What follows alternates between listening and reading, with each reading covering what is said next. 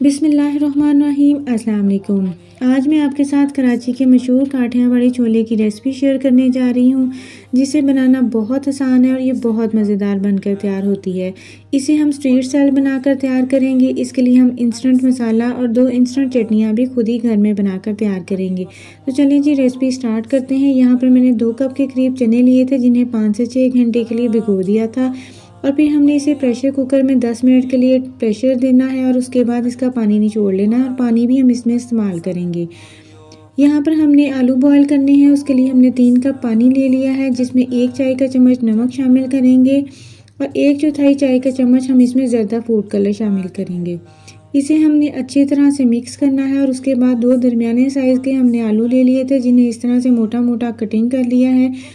اسے ہم نے بوائل کرنا ہے، بہت زیادہ ہم اسے بوائل نہیں کریں گے۔ اس کو اچھا سا بوائل کرنے کے بعد ہم نے اس کا پانی نچوڑ کر اس کو ایک سائڈ پر رکھ دینا ہے۔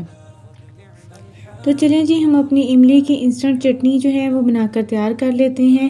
یہاں پر میں نے آدھا کپ کے قریب املی کا پلپ لیا تھا۔ 1 چائے کا چمچ ہم اس میں زیرہ شامل کریں گے، 1/4 چمچ ہم اس میں نمک کا شامل کریں گے، اور 3 سے 4 چمچ ہم اس میں چینی کے شامل کر کے اسے اچھی طرح سے مکس کر لیں گے۔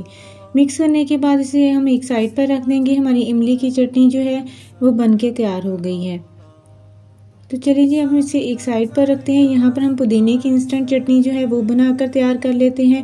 اس کے لیے ہم نے آدھا کپ کے قریب پودینہ لیا ہے، 1 کپ کے قریب ہم اس میں تازہ دھنیا کے شامل کریں گے، 5 سے 6 جوے ہم اس میں لہسن کے شامل کر رہے ہیں، اور 4 سے 5 ہم اس میں ہری مرچیں شامل کر رہے ہیں۔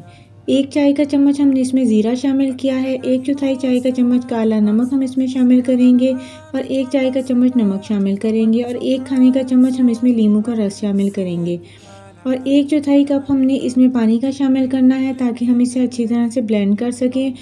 پودینے کی کافی تھک سی ہمیں چٹنی بنا کر تیار کرنی ہے۔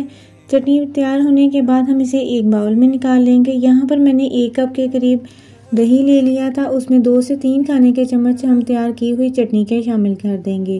شامل کرنے کے بعد ہمیں اسے اچھی طرح سے مکس کرنا ہے، اور مکس کرنے کے بعد ہماری 2 چٹنیاں جو ہیں انسٹنٹ بن کے تیار ہو گئی ہیں۔ یہاں پر ہم انسٹنٹ سپائس مکس اس کے لیے تیار کر لیتے ہیں۔ 2 کھانے کے چمچ ہم نے دھنیا لیا ہے، 1 کھانے کا چمچ ہم نے کٹی ہوئی لال مرچ لی ہے، 2 کھانے کے چمچ ہم اس میں بھنا اور کٹا ہوا زیرہ شامل کر رہے ہیں، اور آدھا کھانے کا چمچ ہم اس میں چاٹ مسالے کا شامل کر رہے ہیں۔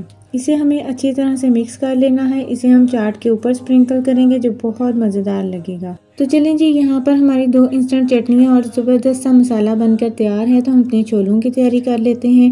یہاں پر میں نے ایک پین میں 3 سے 4 کھانے کے چمچ آئل لے لیا تھا۔ اس میں ہم 1 کھانے کا چمچ لہسن اور ادرک کا پیسٹ شامل کریں گے۔ اسے ہم نے گولڈن ہونے تک اچھی طرح سے فرائی کر لینا ہے۔ بہت اچھی سی اس میں خوشبو آ جائے گی تو کچھ مسالے شامل کریں گے۔ آدھا کھانے کا چمچ نمک، آدھا کھانے کا چمچ سرخ لال مرچ، آدھا کھانے کا چمچ دھنیا پاؤڈر، آدھا کھانے کا چمچ زیرہ پاؤڈر، اور آدھا کھانے کا چمچ ہم اس میں گرم مسالہ شامل کریں گے۔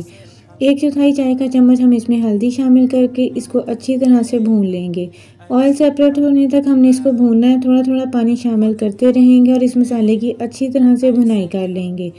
یہاں پر ہم نے جو چنے بوائل کر کے رکھے تھے 2 کپ کے قریب، وہ اس میں شامل کر کے مسالے کے ساتھ اچھی طرح سے مکس کر لیں گے۔ مکس کرنے کے بعد ہم نے جو آلو بوائل کر کے رکھے تھے وہ اس میں شامل کر کے اچھی طرح سے مکس کر لیں گے۔ اچھی طرح سے مکس کرنے کے بعد ہم نے جو چنوں کا پانی ریزرو کر کے رکھا تھا وہ اس میں شامل کر دیں گے۔ چنوں کے پانی کے ساتھ ایک بہت اچھا ذائقہ آ جائے گا، اور کافی اچھی سی تھکنس بھی آ جائے گی۔ 3 سے 4 کپ کے قریب ہم نے چنوں کا پانی اس میں شامل کر دیا ہے۔ اب ہم نے اس کو درمیانی آنچ کے اوپر 5 سے 6 منٹ کے لیے پکانا ہے۔ اچھا سا اس میں بوائل آ جائے گا، آئل سیپریٹ ہو جائے گا، تو پھر ہم اس میں کارن فلور کا مکسچر شامل کریں گے۔ 1 کھانے کا چمچ کارن فلور 3 سے 4 کھانے کے چمچ پانی میں شامل کر کے اچھی طرح سے مکس کریں گے، اور اس مکسچر میں ہم شامل کرتے جائیں گے، اور ساتھ ساتھ ہمیں مسلسل اس کو ہلاتے رہنا ہے، یہاں تک کہ ہماری گریوی جو ہے تھک ہو جائے گی۔ جتنی آپ کو تھکنس چاہیے آپ اتنی رکھ سکتے ہیں۔ آپ اس کی تھکنس چیک کر سکتے ہیں۔ ماشاءاللہ سے کتنے زبردست ہمارے کاٹھیا واڑی چھولے جو ہیں بن کے تیار ہیں۔ اب ہم نے اس کی آنچ کو بند کر دینا اور اس کو گرما گرم سرو کریں گے۔ ان چھولوں کے اوپر ہم اب کچھ ٹاپنگز ڈالیں گے جو بہت مزیدار ٹیسٹ دیتی ہیں۔